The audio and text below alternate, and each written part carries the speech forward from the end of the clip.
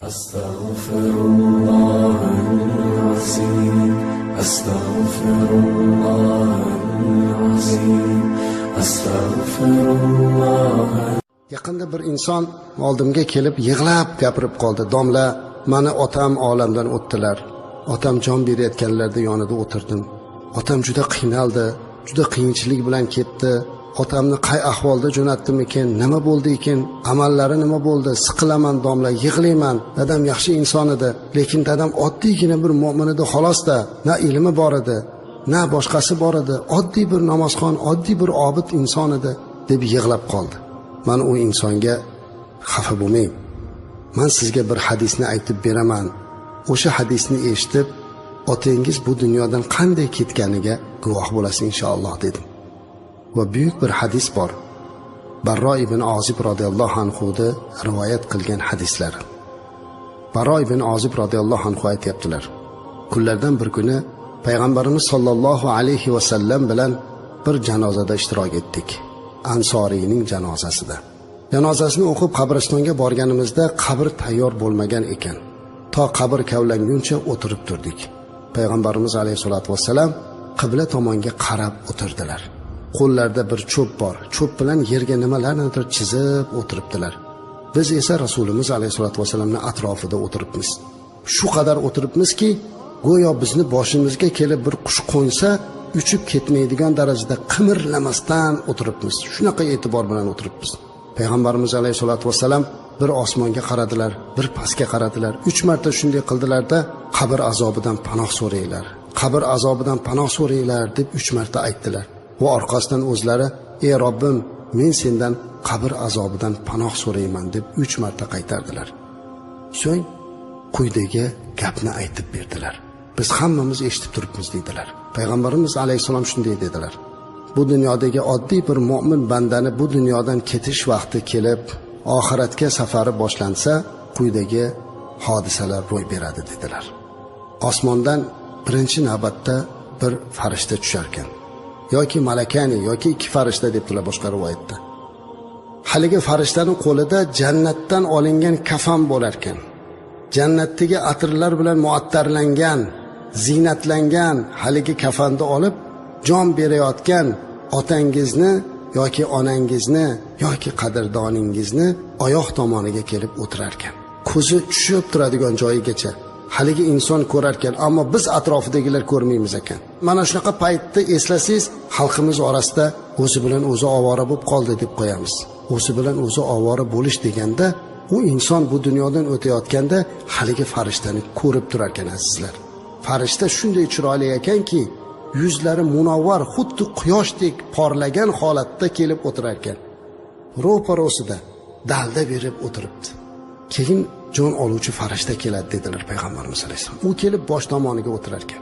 Shunda u jonga qarab aytar ekan, haligi jismdagi ruhga qarab, "Uxriji, ey ruh, chiq endi. Rozi bo'lgan holatda, Alloh rozi bo'lgan, mag'firat qilingan holatda chiq. Chiqa qolgin endi. Chiqadigan vaqting keldi, chiq endi" deb shunday mayillik bilan haligini chiqarar ekan. To'g'ri azizlar, aslida jon berishlikda sakaroti bor. Jon berishlikda qiyinchiligi bor. Chunki hamma jon berishlikda sakarot bo'ladi. Lekin bu insonda jismidagi qiyinchilik, sakarot. Lekin aslida ruhni mana shunday chiroyli qilib olar ekan. Payg'ambarimiz alayhisalom aytibdilarki, shunday o'xshatyaptilarki, xuddi bir idishdan suvni to'kkandan keyin eng oxirgi tomchisi suvdan silqib, idishdan oqib chiqqandaqa jon shunday ruh chiqar ekan.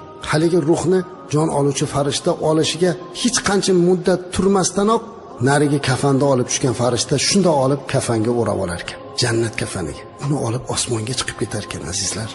Osmonga chiqib ketganda, birinchi osmonga chiqqanda u yerdagi yo'liqqan farishtalar so'rar ekan, "Muncha ham shirin xushbo'y ekan bu ruha, kim ekan bu ruh?" desa, haligi farishta "Fulan ibn Fulan, bu palonchini o'g'li pistonchi" deyarkanki, bu dunyodagi eng yaxshi ko'rgan ismi bilan chaqirilar ekan. Kimidir jon, kimidir palonchi degan ismni yaxshi ko'rsa, mana shu ism bilan chaqirilar ekan.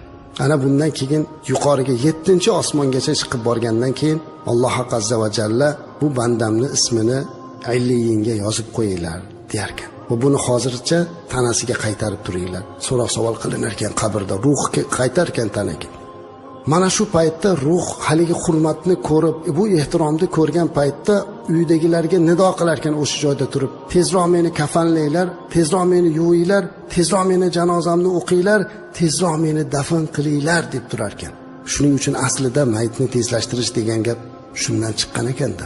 Haligi ruh qabrga qaytib kelar ekan. Ana bundan keyin u joyda Munkar Nakir farishtasi kelib, undan so'roq savol qilar ekan. Robbisini so'raydi, payg'ambarimiz alayhisolatu vasallamni so'raydi, kitobni so'raydi va unga jannat bashoratini berilar ekan. Alloh taolo aytar ekan: "Men bu bandamdan roziman, uni mag'firat qildim. Buni qabrini kengaytirib qo'yinglar, ko'zi yetadigan joygacha qabrini kengaytirilar ekan va jannat tomondan darcha ochib qo'yilar ekan. Jannat liboslari bilan liboslantirilar ekan." Mana shu payt juda ham chiroyli bir inson oldiga kelar ekan. Allohning sizga bergan yaxshi xabarlari, bashoratlari qutlug' bo'lsin degan ma'noda u inson hayron bo'lib, "Men sizni taniy olmayapman. Ko'zimga juda ham issiq ko'rinyapsiz. Kimsiz?" derkan. Chiroyli yuzli inson qiyofasidagi zot unga qarab, "Meni tanimayapsizmi?" "Taniy olmayapman. Men sizni u dunyoda qilgan solih amallaringizman" derkan. Bekorga xalqimiz duo qilganda qilgan amallaringiz qabrda o'zingizga hamroh bo'lsin deb duo qilmas ekanda, haligi hamroh bo'lib turar ekan. Mana shunday iltifot, mana shunday go'zalligini ko'rgan inson Allohdan so'rar ekan: "Ya Rabbim, menga ruxsat bergin, men bola chaqamga chiqib shuni aytib qo'yay." Yo'q, endi unga ruxsat yo'q. Endi sen yotgin. Mana bu narsa azizlar, oddiygina bir mu'min bandani bu dunyodan kuzatishligi. Siz bilan biz bundan bexabar, bu yoqda o'zimiz kafanlash, dafn qilish va boshqa tadbirlar bilan ovora bo'lib turgan bir paytimizda bizdan o'tib ketgan otajonimizni yoki onajonimizni farishtalar mana shunday hurmat bilan olib ketar ekan azizlar. Bu mu'min bandaning mukofoti, mu'min solih bandaning mukofoti. Shunday ekan azizim, otangizdan ayrildingizmi, onangizdan ayrildingizmi, xafa bo'lmang. Bu taqdir. Sizni ota-onangiz xuddi shunday hurmat bilan bu dunyodan o'tdi. Alloh bizga mana shunday xotima bersin azizlar. Iymonimiz bilan ketishligimizni Alloh nasib qilsin. Assalomu alaykum va rahmatullohi va barakatuh.